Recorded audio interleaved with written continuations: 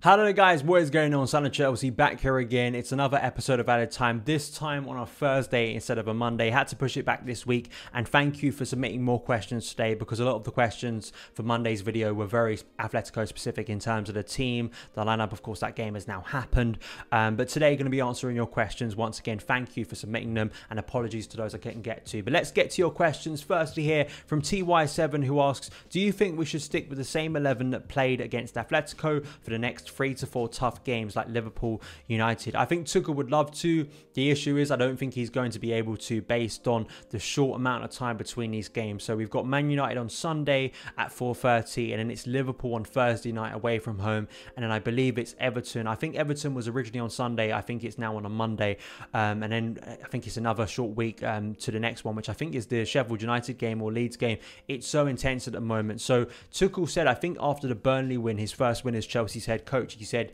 you know, if I could get a team that could win 20 games in a row and I could guarantee me 20 wins in a row, of course I'm going to stick with that. But unfortunately, based on the limited time, based on injury, suspension, form of players, you know, the tiredness of players that sometimes Tuchel will have to take out, you can't play the same 11 every week, unfortunately, at the moment. In a perfect situation, you could, but unfortunately, that's not the way it is. And I think that Tuchel, as a tactician, this is where his strength should come in with a deep squad, being able to alter personnel for certain systems and for certain games, of certain opponents too. So that's why I think we'll see a lot more rotation. I think you'll see Kante come in. I think you'll see Ben Chilwell come in. I think you'll see Kai, Pulisic, Ziyech get more minutes in the coming weeks as well, at least in my opinion, as the games come in, because it's so intense, and hopefully Chelsea can get through that with Tuchel. Jordan asked, what do you see in the future for Tammy Abraham? So I spoke about Tammy Abraham yesterday, a lot about this sort of contract situation. Of course, Haaland coming in, if that does happen in the summer, of course, it's a massive transfer and Chelsea need to get it over the line if it can happen. But if it was to happen,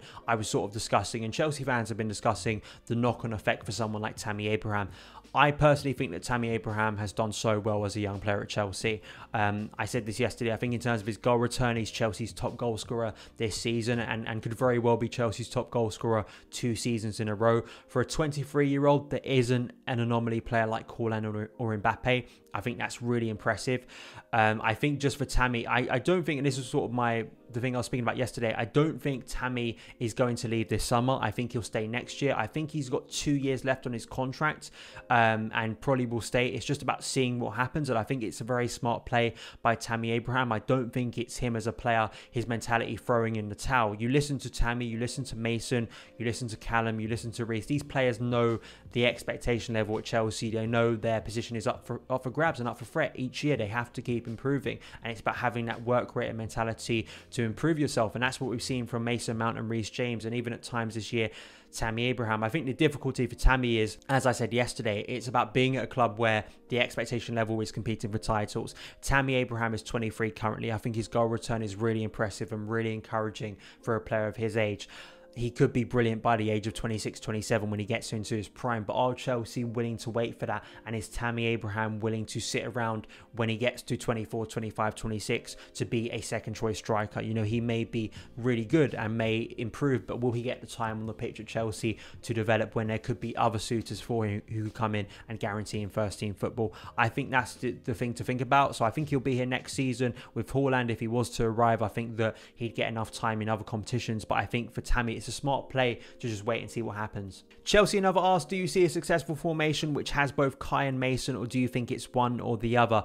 I can understand why, in terms of looking at 2 attacking midfielders, someone who, you know, linking play, you'd think, you know, Mason, Kai, can they play in the same team? But I think they can. I think currently actually this formation could work for both of them, especially Kai Havertz, because I think Kai has got that versatility like Mason to play in a number of positions, you know, as that roaming number 10 or as even a false 9. I think both of them could play that role, to be honest, especially Kai Havertz. I've said this before, I think that could be a role he flourishes in.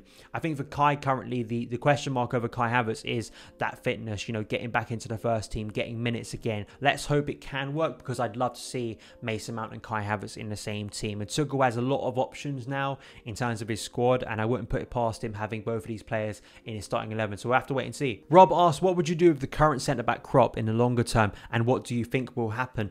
I think there's a lot of question marks over the current centre-back situation.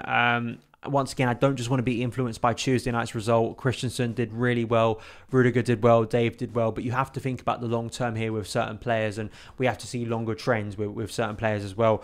I think Chelsea obviously are going to try and strengthen in centre-back this summer, depending on who they can try and get.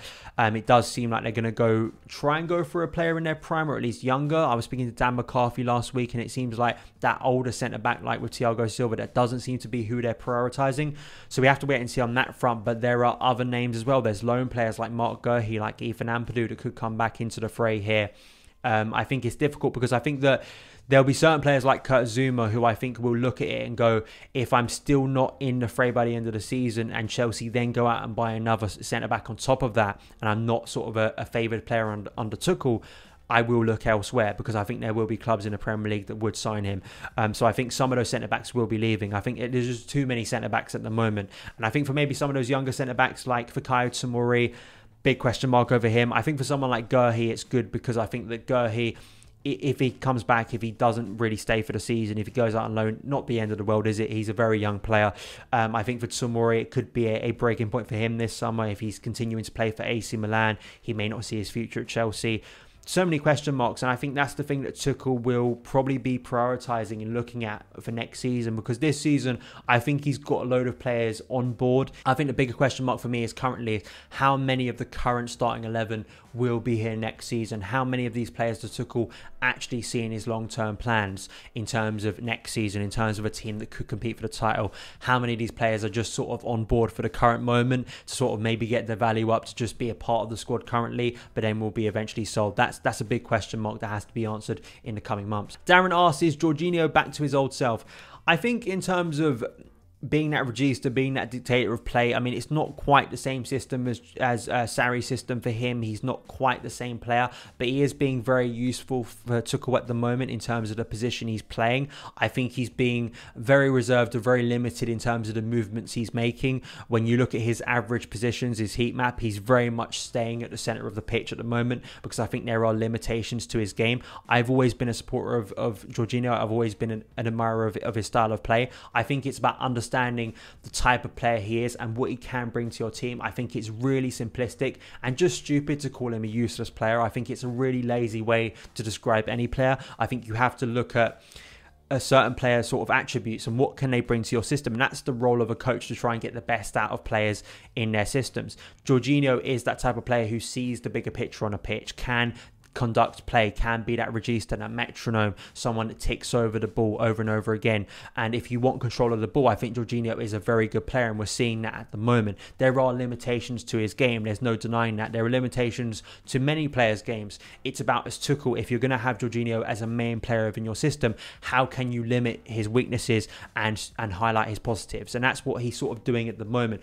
My only frustration with Jorginho, based on Atletico, is if he's going to be a little bit more advanced or can get into more advanced positions, his passing needs to be better in the final third. I think that's the one thing that Jorginho should be excelling at more. But at the moment, it's working, and we can't complain about that. Nishal asks, and Nishal, I just want to shout out Nishal. He does a lot of great work, especially journalist-wise. He's been at Stamford Bridge recently covering Chelsea. Some great work there. So definitely go and follow his Twitter account. Go and follow his written work too, because he's been at the Bridge in the press box. Very lucky, and has been doing a lot of great work at the moment. So thank you for submitting your question as well, mate. He asks, it's unlikely that Thiago will be able to play every game of that tough 5-game run. So who do you prioritise him for? This is a great question.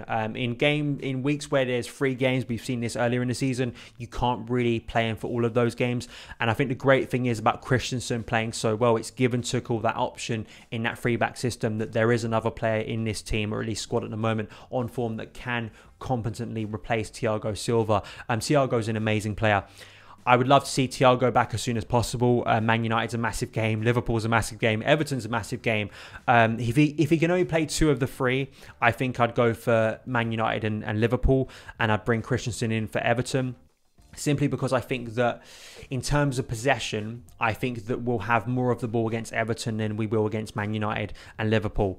I think Thiago Silva in a game against Man United, I think Man United and Liverpool's attack are much more dangerous than Everton's. Everton have been doing well recently. Trust me, they've just beaten Liverpool. They've got some brilliant results, and they have got Dominic Calvert-Lewin, who I think is a brilliant striker this season. They've got Richarlison. But I just think the way Everton set up against us in December, I think will be very similar to the way they set up against us at the Bridge in the coming weeks. weeks. So I think that probably I'd go Thiago Silva, Liverpool, Man United, big games, big opposition, and maybe bring Christensen in for the Everton game. That's my opinion at the moment. Harry asks, would you sell Pulisic if his injury problems continue?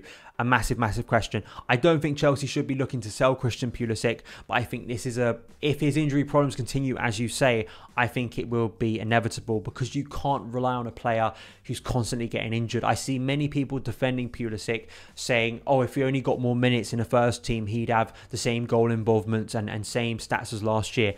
It's a problem for a coach if you cannot rely on a player for more than, say, 2 or 3 games in a row, for a player that needs to be sort of a big player within your team. You know, you saw the involvement Pulisic has. If he can get to those levels and stay fit, he's a guaranteed start. There's no denying that. But the issue has been this season, if he's breaking down every 2 or 3 games because his body can't withstand those games, you can't rely on him as a player. And that's something a coach will constantly be looking at, despite the player's undeniable talent and ability. And I think that has obviously really derailed his season. And if we keep seeing this, we've seen this with so many players down the years. They have incredible moments, but then if they have injuries that really break them down, it's very hard to come back from that. And unfortunately, there's a bit of a stigma that gets placed on those players, rightly or wrongly, about their fitness, and clubs maybe doubt whether they can trust them over the period of a season. So Pulisic, I just hope for his sake he can put those injury problems behind him.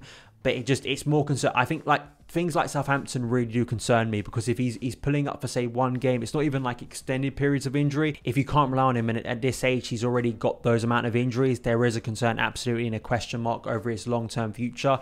I still concern over his ability, because you don't want another KDB situation, and it's a very cliched thing now to bring up, but I'm sure it's something internally in the club they are concerned about, letting someone like Pulisic, who they spent a lot of money on, go for cheap or go for a lesser fee, and then he goes somewhere else and really excels later on in his career. Still a very young player, and you don't want to sort of write him off at this stage. But thank you guys so much for taking the time to watch this video. If you did enjoy it, hit that subscribe button and a notification bell so you never miss an upload. Follow me on Twitter at SonOfChelsea. Have a great day, and I'll see you again.